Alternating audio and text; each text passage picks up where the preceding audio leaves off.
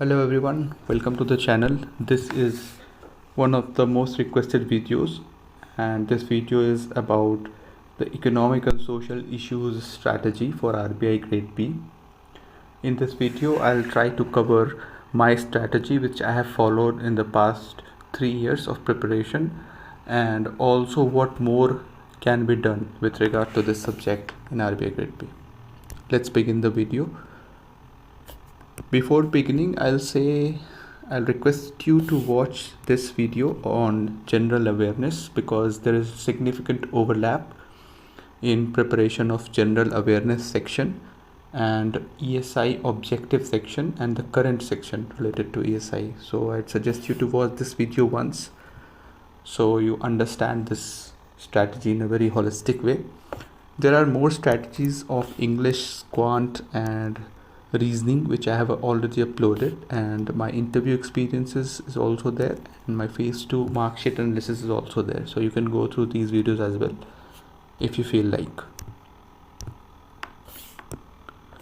So starting the video, if I quickly talk about the pattern.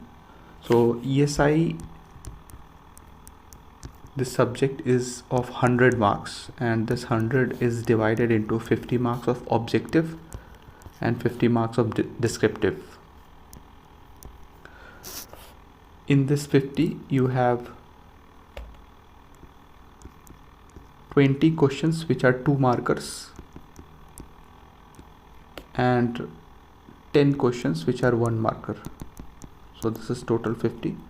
And in the descriptive section you have total 6 questions, 3 questions in the 15 marker section and 3 questions in the 10 marker section. So you have to answer any two from 15 markers and any two from 10 markers.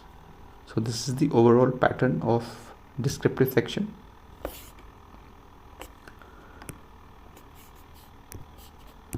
So if you see my scores, what I have scored in 2022 and 2023, I have given and cleared phase 2 twice.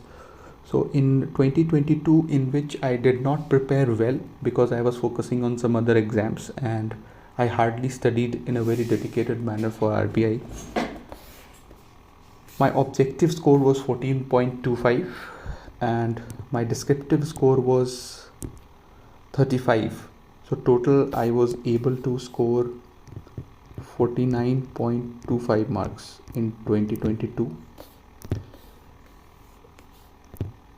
In 2023, which is this year, my objective scores were 25 and my descriptive score was 32.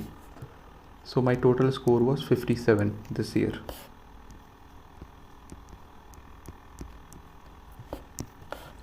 So this is all about what I have scored. I have my few insights with respect to the question level, which I'll be discussing in a moment.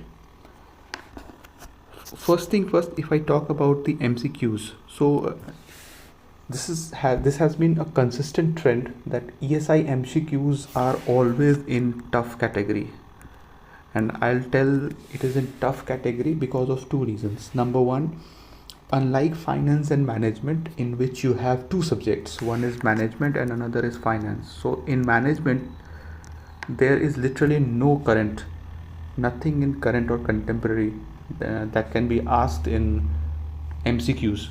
But in ESI, everything whatever is asked in objective sections, it's all current based. Like 95% I will say is current based. 5% I am leaving the scope because there can always be few questions which are there in the static part, but usually you'll see that 95% of the questions in the objective, they are only from current affairs.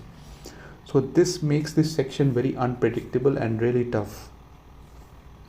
Secondly, the questions that you will find in 2 markers, so all these 20 questions, so they will be in comprehension type, they'll be paragraph. So like they'll give you 1 paragraph and there will be 4 to 5 questions following up on the basis of that paragraph. Of course that paragraph will not give you any answers, that it is just to indicate something which you already know if you have read. Like they'll give you some features of the scheme and then they'll ask you to identify schemes. Then there will be more follow-up questions on that scheme, like when did that scheme begin, and what was the target, which year is it supposed to get completed. So like that, you'll get questions like that in the objective part. So it is paragraph based. The one markers that you will find in ESI, so one markers are also very difficult in ESI. In finance usually it is easy, but ESI it's really complicated because they will give you three to four statements in one question, and then you have to answer it, finding the best possible combination. So this is how the pattern is in objective section of ESI. So you have to be very thorough with your preparation in ESI. It takes a lot of efforts, and ESI as a whole, I will say it is something which one needs to keep in mind, that it is not very high scoring.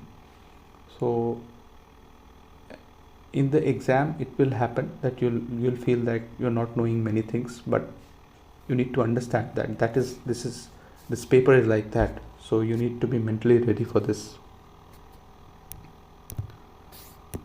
So like I said, the level of MCQs is tough, even if they are asking from some schemes, so that schemes are not very common schemes. Like in one markers, what they asked, it is very difficult.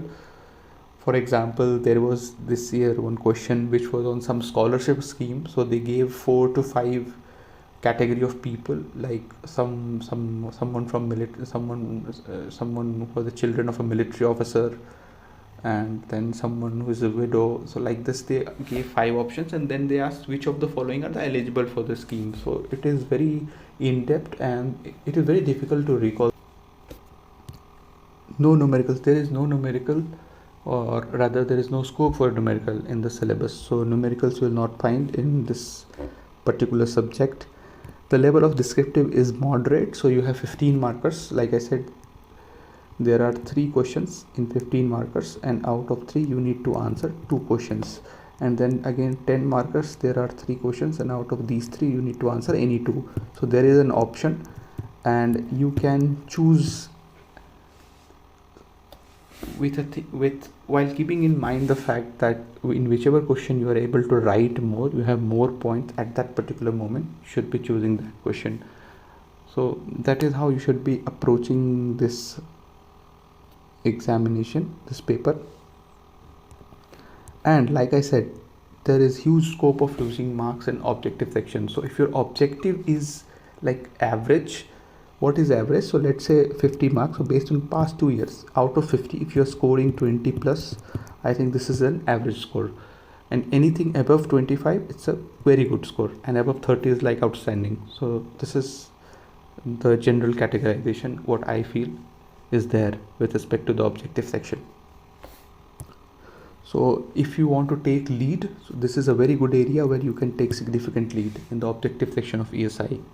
If you're putting in that much amount of hard work, you can definitely get a lead and edge over here.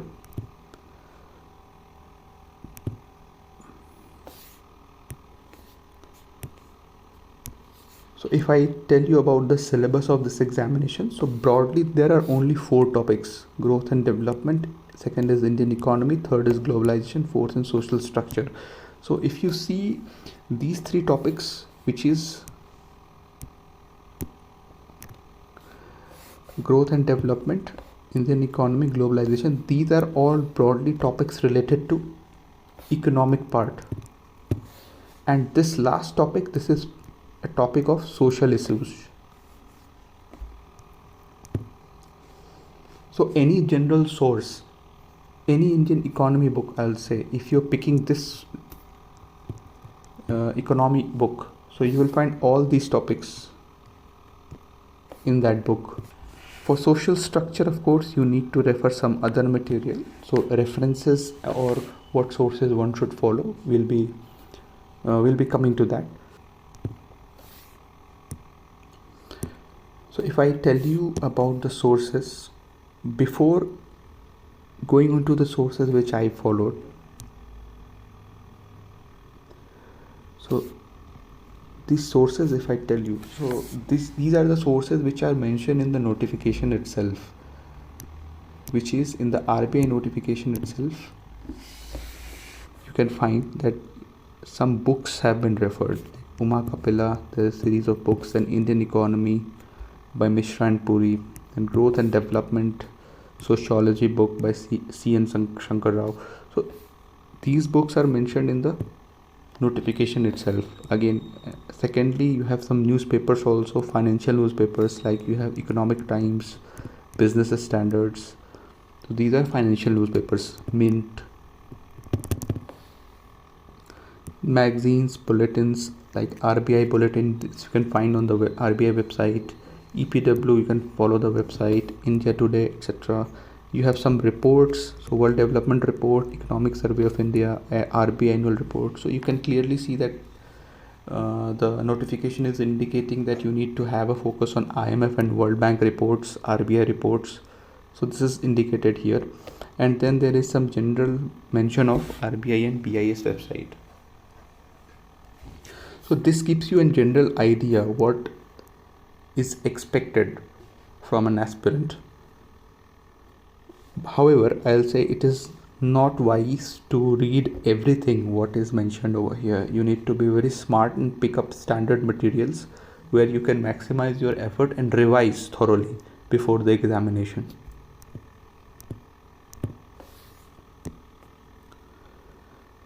So if I specify my resource, so these were my resources. So I'll try to explain this to all of you, but before explaining this, I need to clarify that what should be the approach when you are reading these materials. So for that, I need to tell you what is my perspective matrix when I am reading ESI per se. So if you can see here, so I have classified the syllabus into two parts, static and current. And questions are of two types, descriptive and objective. So if you may see this quadrant, so I have mentioned that descriptive questions from static part, the chances of coming such questions is very high. Based on previous year questions analysis, I am telling you this. So you need to keep in mind that when you are reading a static part, you have to understand that part from a descriptive point of view, which means, for example, you are reading economic reforms.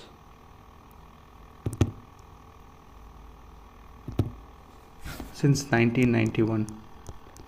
So you don't need to mug up very minute facts with respect to this. Of course, there are 10 facts. So when 10 facts are there, and when you are writing a descriptive answer, even in the exam, you won't be able to recall all these 10 facts. You will be hardly remembering 2 or 3 facts. And if you are able to mention these 2 and 3 facts very clearly and in a very structured manner, it enriches your answer in a very, very positive way.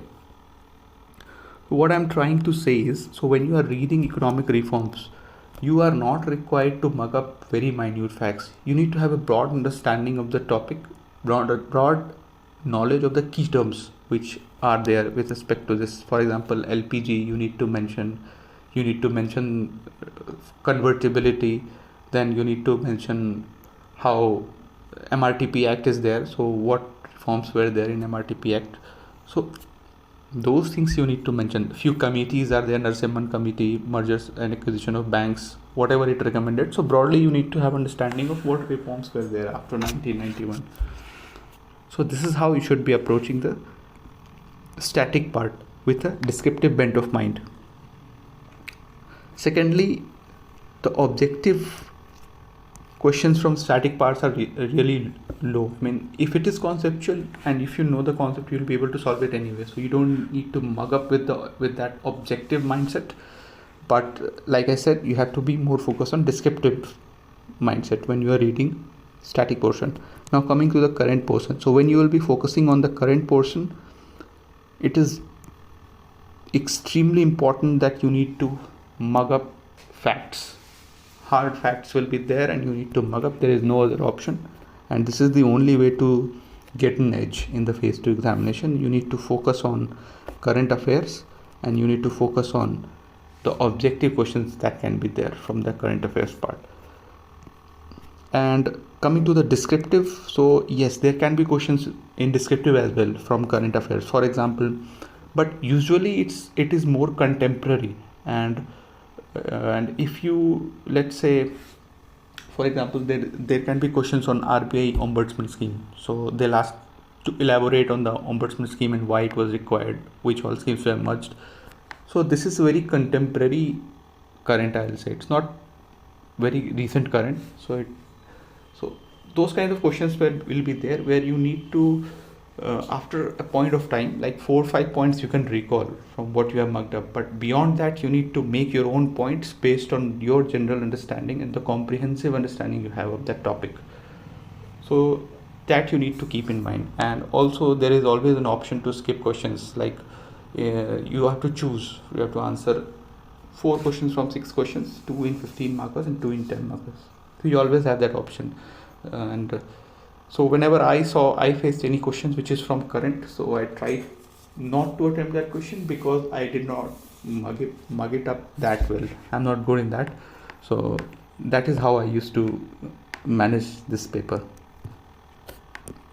Now coming to the sources, so if I say about books, so 2 standard books are there in the market for Indian economy, which is Vivek Singh and Ramesh Singh. So Indian economy book, either of the 2 you can opt for. All the syllabus that was there in the previous slides, that will be covered in these books, except the social issues part. But Vivek Singh book is more preferred because it is more up to date and it is more relevant in the current context. So personally, if I'm going for, then I'll choose Vivek Singh book. But Ramesh Singh is equally good, and it is also a known name in the market for Indian economy. In addition to this, supplement this book with this MCQs book. So I think this PDF is available for free in Vivek Singh sir's Telegram channel. You'll find it. So you can go and download that book from over there and just practice once from this book, and this part will be sorted. You don't need to worry about the objective part in the static. That is more than enough. If any question come from static, it will definitely be covered from that MCQs book.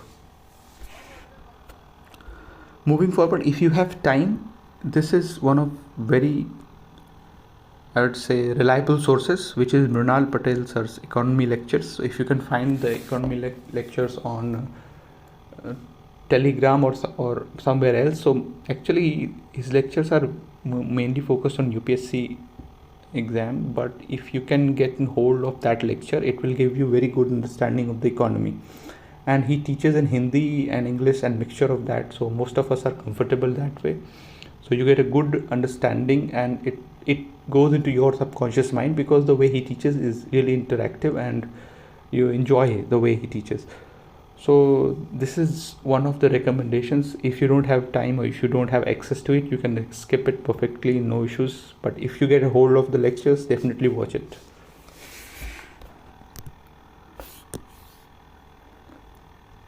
And lastly, this Vision IS economic issues. Sorry, it will be social issues. So there is social issues PDF. I think it's, I don't know, 70 to 80 pages, I think. So just read that PDF once, and you'll get everything covered over there. And even if you're not following this booklet, you can use internet to research and make your own 2-page notes on every single topic which is mentioned in the syllabus. Topic wise, go topic wise and make 2 pages of notes. Whatever information you can accumulate, and revise them and mug it up, and just clear it for once and for all. You don't need to read that again and again, and before the exam just revise it twice, and you can simply go and appear in the exam. So that will sort out your questions from social issues, which will be descriptive questions, mainly descriptive questions. So this part is all about the static portion and how you need to cover the static portion. I think this material is more than enough to cover the static portion and different aspects related to it. Now coming to the most tricky and most important section, which is the current section, and how you need to approach this section. So first of all, I'll recommend here that I have uploaded my strategy on general awareness and how one should be covering that. So I think you should watch this video once, and the sources that I have explained over there, because most of the sources are same. Little bit focus and the areas that you need to focus more, that might change in this paper, but the sources remain the same. So I'm repeating it again over here. First and foremost, PIB, it is very important source, and this you need to do for at least 6 months before the exam. And for example, let's say your exam is on 30th July, so till 25th July you have to cover, and it's July, so let's say you can take from February to 25th July. So this should be your range. Of course, if you have less time, you need to prioritize the last 3 months, but if you have time, try to cover till 6 months, so this to be on the safer side and increase the coverage and chances of getting more direct questions which you have seen. So this is how you should be planning your GA part and PIB especially. Newspaper, if you are following every day, well and good. If you are not following, you can skip, because if you are covering PIB, so most of your news will be covered over there. If you are referring to some coaching material, so they will be covering most of the important aspects of the newspaper, so this will also get covered. So but for your own understanding or increase your comprehension speed and your language, you can refer newspaper and how they are using the economic terms in different articles, so that can be helpful to you. Next is the phase 1 GA. In addition to the PIB and newspaper, whatever material you have referred for phase 1, that you also need to revise twice for this paper. 6 months coverage, I have already told you how you should be covering and what is this duration of 6 months that you should be targeting. Budget and economic survey. So since this year there will be no budget and economic survey, so last year only you should refer budget and economic survey and watch videos, make your own notes and practice MCQs related to those budget and economic survey, and you will be good to go.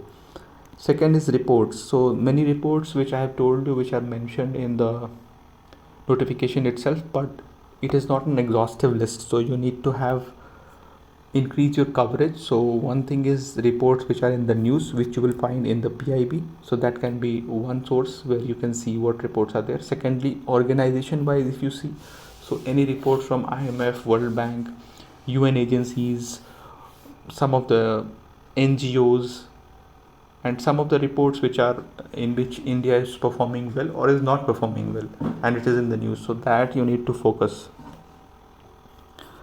Next is government schemes. So two types of government scheme you must be covering. First, those schemes which are in news, new schemes which are being launched, and any update on the old schemes, so that you need to cover definitely. And in addition to this, there are some core schemes which you should be covering for sure, like for example Manrega is one such core scheme. You need to be very thorough with every single fact related to this scheme. Then National Food Security Act is there. Then you have PM Krishi Sinchai Yojana. So these are some flagship schemes and you need to cover these schemes for sure. So this is the second way in which you should be covering scheme. There is one more way I'll say, which is ministry wise.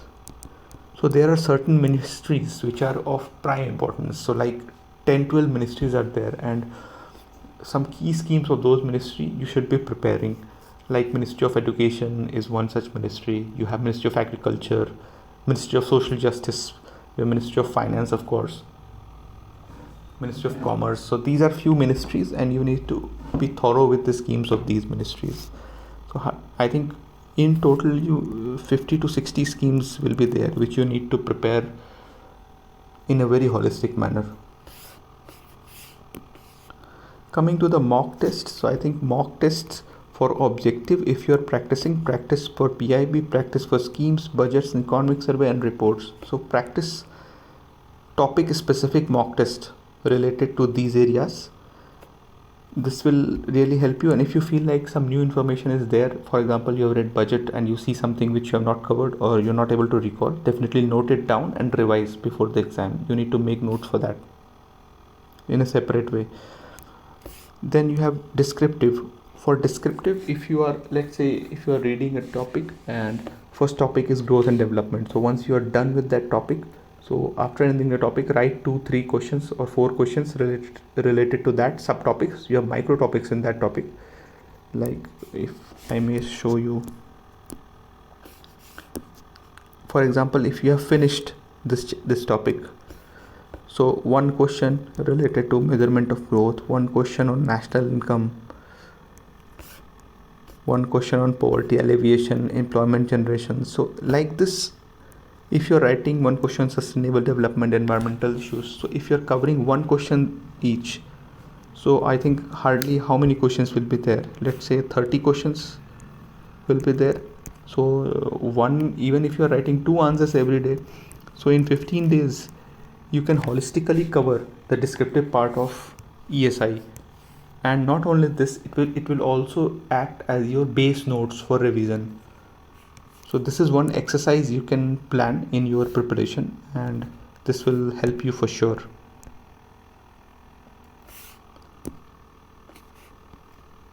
And you can also attempt mocks for descriptive, although I don't think that most of the descriptive mocks are evaluated, especially the free mocks. But still, if you find any opportunity, you should definitely be attempting those random mocks as well to get a taste of the interface that you'll be there facing in the examination, as well as the uncertainty that you'll be facing in the examination. So few PYQs I have mentioned. So these are all descriptive PYQs. You can go through it once.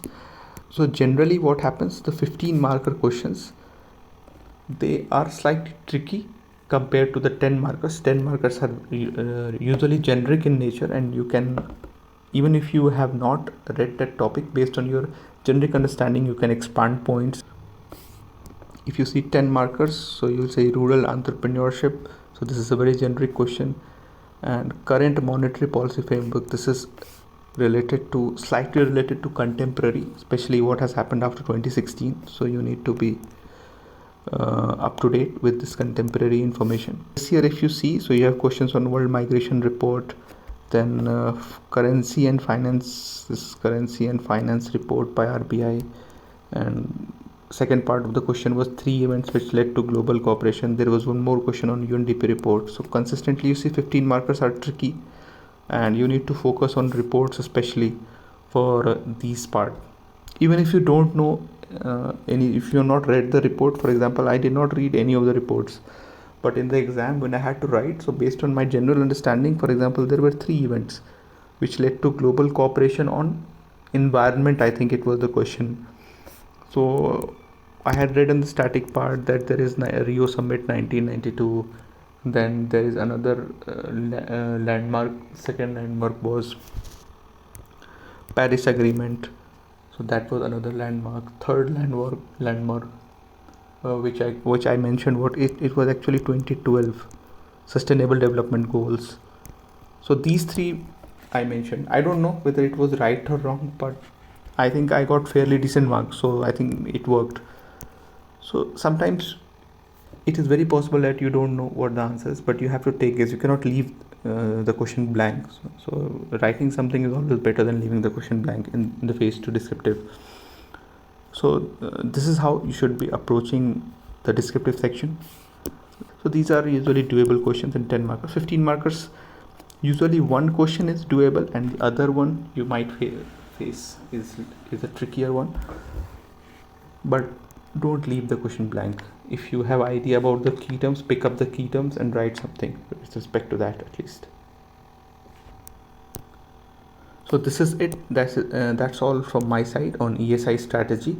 I will be bringing sessions on descriptive writing, so I will be uploading some videos, and I think those sessions will be really helpful to you.